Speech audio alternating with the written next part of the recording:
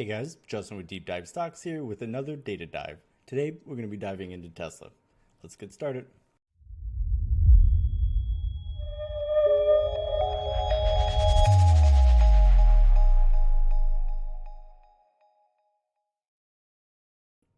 So Tesla is pretty renowned for its drastic price fluctuations. Some days it's up 10%, some days it's down 20%.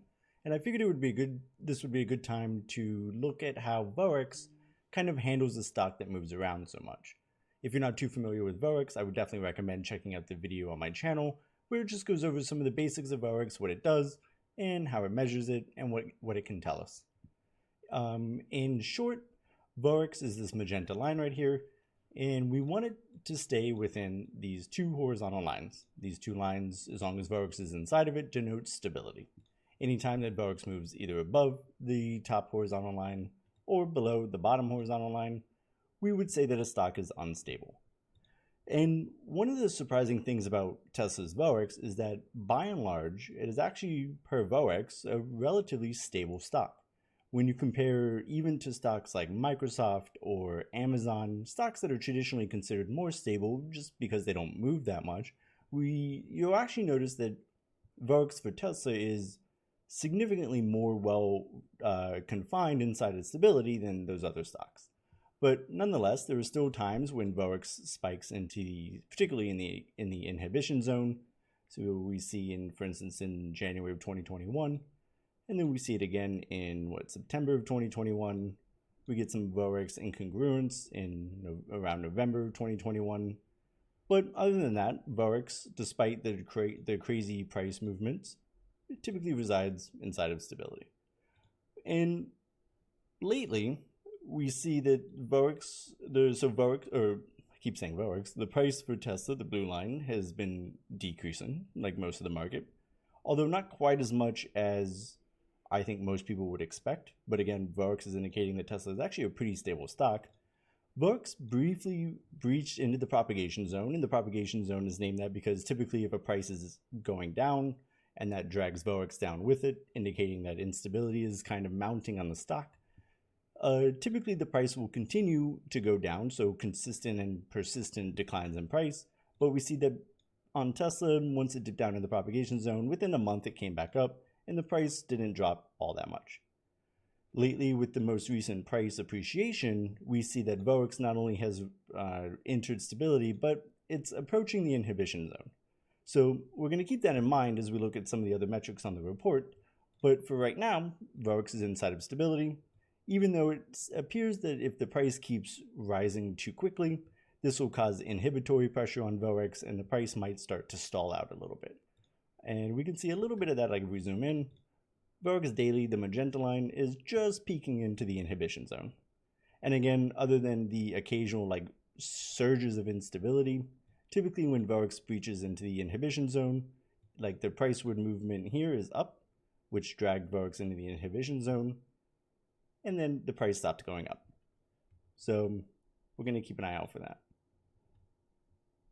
But again, so if VoEx though kind of turns around and goes back into the stability zone or into stability, then we can be fairly confident that the price will just kind of keep going up. That's what stable stocks do.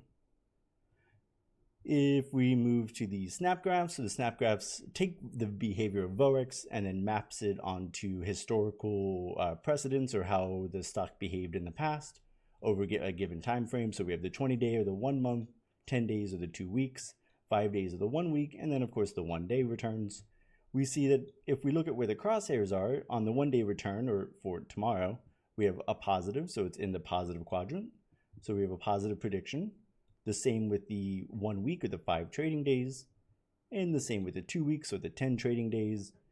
And it looks like the prediction is so high on the 1 month that we can't even see the crosshairs. But if we follow the trend line, which is this line right here, we see that it moves up.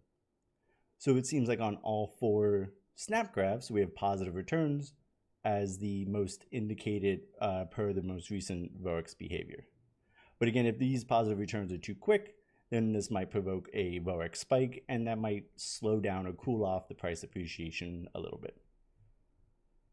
Then we can move to the expected price range. And so right here, We have again the price is the blue line. The dashed lines are the 68% probability cone for the price movement based off of implied volatility. So we can kind of get a gauge for how much the market is comfortable with Tesla moving before we can say, all right, Tesla's moving too much. And we can see recently that it's just skirting above this expected line consistently. So the most recent price appreciations on Tesla have been slightly above what the market is what the market would consider like a reasonable movement. Typically when this happens, like for instance before, we typically will get a mean reversion, so the price basically bounces off the dotted lines and then falls below a little bit. It's a pretty common phenomenon. So here we see in the middle of January, the price bumped right against the dashed lines and then it promptly just mean reverted back down. So this indicates that there's some risk for mean reversion here on Tesla. Implied volatility, nothing crazy going on here. The overall trend seems to just kind of be just oscillates. I think oscillate is to listen around, but it's not spiking. Liquidity is fine. Actually, I think liquidity is superb for Tesla at 60%. I think, normally it's slightly higher than that. So then we can move to the shorting graph. This tells us how much shorting compared to the lit volume is going on. And the one interesting thing is shorting has been increasing quite drastically, especially in recent events or in recent times. So the dark blue is like the long-term trend, the light blue is like the medium-term trend, and then the light gray is the day-to-day. And we can see that on the long-term trend since about October of 2021, shorting has been increasing. And on the more short-term trend since the beginning of March, or I guess the first weekend of March, shorting on Tesla has skyrocketed.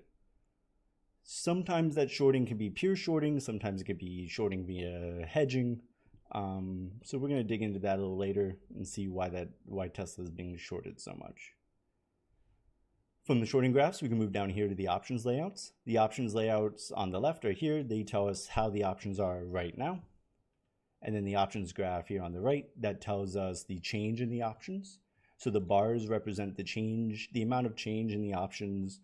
So for the calls and the puts from yesterday. And then these lines, kind of hard to see, but just because these percent changes are so big today, these lines represent the average change per day for the past month. So we can kind of get a feeling for what the overall trend is with these options. And we see that today there was a healthy amount of out of the money calls opened up, and there was a healthy amount of out of the money puts opened up. And it's kind of hard to see just because of how wide the strike prices are on Tesla, but we do actually have a pretty decent normal distribution. So we see that as we get closer to strike, it kind of just follows this nice bell curve. And on the put side, we have this nice right-sided skew. It's actually a pretty stabilizing and healthy options layout, which again is probably the reason why VoEx, VoEx kind of measures some of the Greeks here, and this is a pretty stabilizing options layout, so it lends some stability to VoEx. So and then what we can do is, so now we know that a healthy amount of out of the money calls opened up, a healthy amount of out of the money puts opened up. So we can go down here to the delta to figure out, were those calls and puts dealer long? Were they dealer short? Did retail traders sell them to open them, or did they buy them to open them? And we see that currently, despite a pretty menial change in the price, about 200,000 long delta was removed from the stock. And so that unfortunately isn't quite enough, especially given how many options changed hands today. It's not quite enough to give us a very good estimate, but the net sum here is that there is now more short delta on the stock than there was long delta. And we can kind of gauge a little bit of that if we dig down in here and we can look at how the options are actually divided up. So if we can start with the out of the money, we see, for instance, 95% of the calls are dealer short. So that means 95% of the out of the money calls have been purchased by retail investors. And conversely, 95% out of the money puts are dealer long, which means they've been sold by retail investors. These puts can be pretty destabilizing, especially if volatility starts to skyrocket or they become in the money, like these guys over here. So about 70% or 169,000 is a pretty good number. Is where you want that. Just you don't want that number to be all that high. So when out of the money puts become in the money, they start becoming highly sensitive to volatility. So you can get large fluctuations. So they can then start to affect volatility itself. And it kind of starts this whole nasty feedback loop. So the idea is it looks like the market is trying to profit off of the price going up and volatility being high, but also declining, which would be a double win for anyone selling puts. But unfortunately for those selling puts, they're also aggravating the stock and making it more unstable, which gives it a greater propensity for volatility to rise and for the price to fall at the same time, which puts them in a pretty precarious position. The last thing we can look at for Tesla is we can look at the options, how they're laid out, and we can see how that's directly affecting the price action. So we see that today, for instance, we had about a 7-point change in the price and about a 1-point change in volatility. Both went up, so we go to the price increase, volatility increase, and we see that about, I think I wrote this down somewhere. I think it's like a 4 or 5 million, somewhere around there. I did the math, I'm sorry. So several million shares have to be sold because of today's price movement. So the hedging matrix right here tells us that 1,628,309 shares have to be sold for every point the Tesla's price increased and for every point that Tesla's volatility increased. So that's deep dive stock report into Tesla in a nutshell. So in summary, we have VoEx is in the inside of stability. That's good, but there's some concern that if this price goes up, continues to rise like more than the market is expecting, and we can see that based off the expected price range, that is what has been happening, that this will drag or provoke VoEx to spike into the inhibition zone. Classically and traditionally, when VoEx starts spiking into the inhibition zone, it kind of stalls out the price action and can even start to bring it down. Even though Tesla has had 1 or 2 bouts of what I call VoEx incongruence, where these spikes in VoEx in the inhibition zone actually cause a runaway event where the price starts to appreciate. Classic example is GME. GME is pretty known for that. But so we do have some indications of continued upside again with the snap graphs, all 4 indicating positive returns. Oop, that's not the crosshair. Crosshair is up here. And liquidity is good. Shorting has been increasing, but that shorting may be because of the hedging that's required. So again, remember that because of today's movements and presumably for at least the past 2 weeks, because of the positive delta and gamma, the options dealers have had to sell into Tesla. So some of that shorting might be hedging versus just like pure shorting.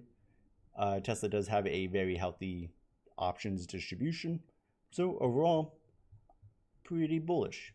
The only thing is I'm going to keep an eye out. I'm going to probably go long on Tesla. I usually am. And in so long as VoEx doesn't spike too hard into the inhibition zone, I think I'm comfortable with that position. So let me know what you guys think. Do you think Tesla is as stable as VoEx says, or do you think VoEx is kind of missing the mark here? All right. Thanks for joining me. This has been Deep Dive Stocks, data dive into Tesla. Like, comment, subscribe. Let me know how you like these videos, and I'll see you guys next time. Bye.